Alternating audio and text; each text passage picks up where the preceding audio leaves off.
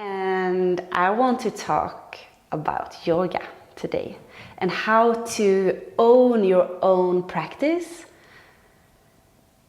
and take responsibility for your own practice.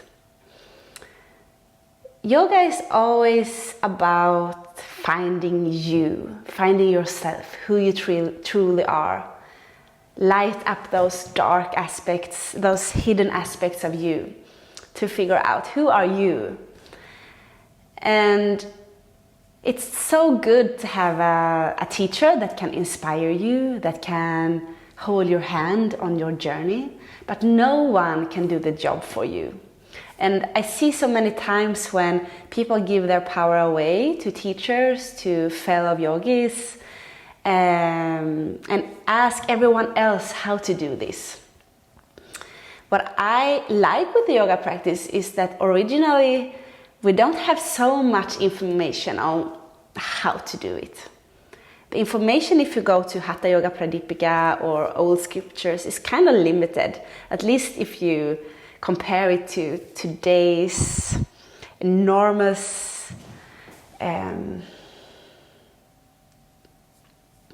we have so much information everywhere on the internet, and if you go to a yoga teacher on how to do it. But we have to ask ourselves how to do it. Okay, now I have the tools, how do I do this for me?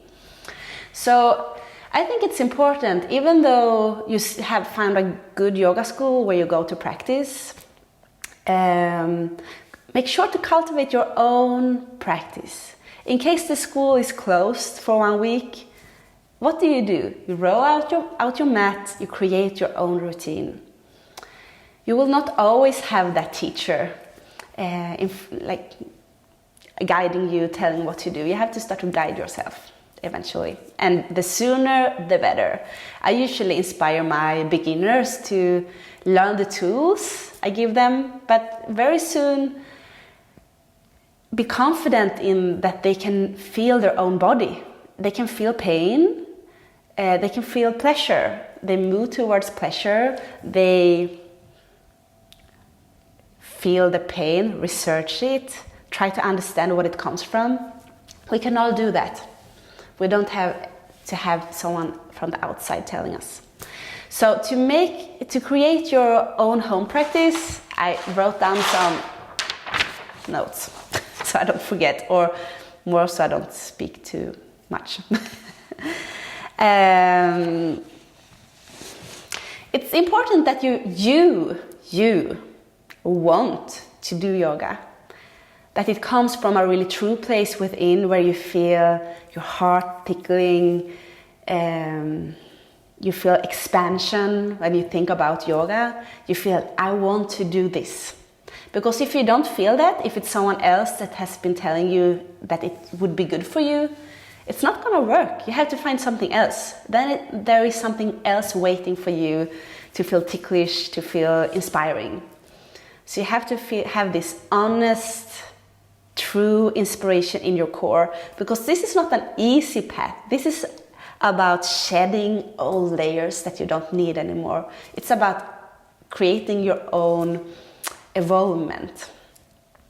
So you need to want it. And you need to do it out of love to yourself. It's very easy. I also started yoga because I wanted to fix myself. So in one way, it's self-regulating. If you start yoga trying to fix yourself, one day, sooner or later, you will find out that it's about loving who you already are. And the evolvement is inevitable. It has to happen anyways. You will, if you do sun salutations every day, it's gonna become more and more fluid. Your body's gonna change, but in its core it's about love what you already are, because you can always do better asana. You will never be finished on that one. So you will have to love yourself when you fail, when you fall over, when you feel stiff. Yoga is about meeting yourself in an honest place. When you first start to develop your own home practice, you need structure. If you have been practicing for a long time and you already have this daily structure, if you have had a daily structure for 5 years, this maybe not really apply to you. But if you, for the first time, want to have your daily practice at home when you don't do it at a yoga school, you need structure. So same time every day. This is advices. It's advice. It's no rules. It's my advice. Same time every day will help you. Same setup every day. So find a space where you roll out your mat. Make it pretty. Put up some photo. Light a candle. Use your fantasy and make a pretty setup. Rituals are really helpful in setting an intention. So if you do your practice at the same time with the same setup, your body and your mind will know now it's yoga time, and they will stop questioning if it's time to do anything else. So now it's 8 o'clock in the morning, now we do our yoga. It doesn't matter if you do your practice in the morning or the evening or in the middle of the day, you find what suits you. You just don't want to do it on a full stomach, so not right after you've been eating. But if you have your house full of kids, you don't have so much time for yourself, do your practice whenever it works. If the only time you have for stillness is after dinner, okay, go ahead. But if it's possible, find a time where you have an empty stomach. It helps the practice a lot. Make it enjoyable. So even though we have this deep desire to explore ourselves, it's not gonna be easy every day. It will be really painful sometimes to meet aspects of yourself, to heal parts of your body that are imbalanced. Sometimes it will really feel not so good. And then you will have to do your best to make it enjoyable. Because the more you can enjoy the practice, the more it will benefit you. And also, ironically enough, it will also bring up those deeper layers that needs healing. The more you turn up the volume of love, compassion to yourself, and the more you enjoy your practice, the more that your body feels it's safe to open up to those hidden places. So to make it enjoyable makes it more effective and more enjoyable. Win-win.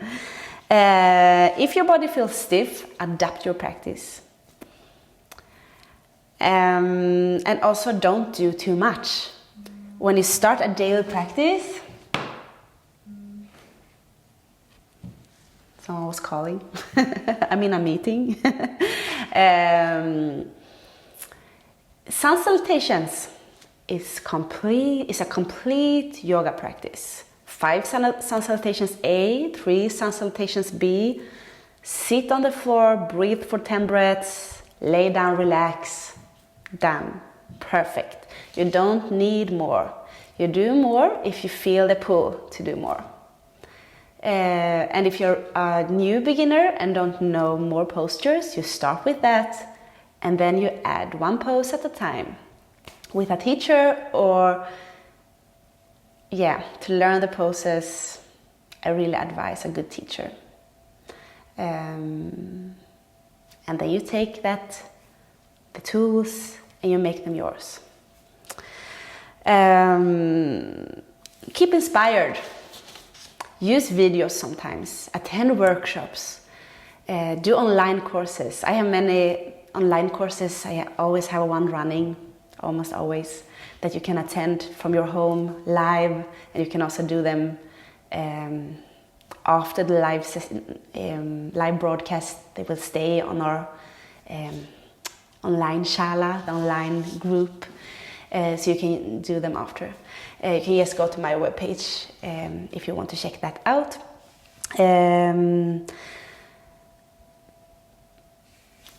You can also like invite friends. Let's practice together. Create your own little community. No one has to be the leader. Lead yourself and inspire each other.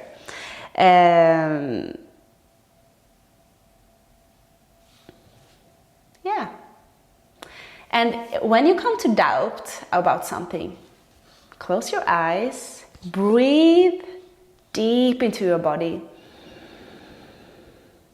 I prefer, when I really want to ground, I breathe into my womb, into my lower belly. And I ask myself, I have this question, Anna, what should I do? And I always get the answer. And then it's for me. From me to me. We are so intelligent. We are so multidimensional. We have a higher self. I think I'm gonna get deeper into that in future videos. But we can access our own knowledge. And that's what yoga is all about. Ask you. Use other people as inspiration. And then lead yourself. Thank you so much. Make sure to subscribe to my channel. I will be more frequent from now on. Is my plan with videos. I enjoy doing them, and I hope you understand my Swinglish. I decided to do it in English, even though it's not my mother tongue. I hope it works. So much love to you. Let me know what you think, what your experience is. Let's build community where everyone is empowered.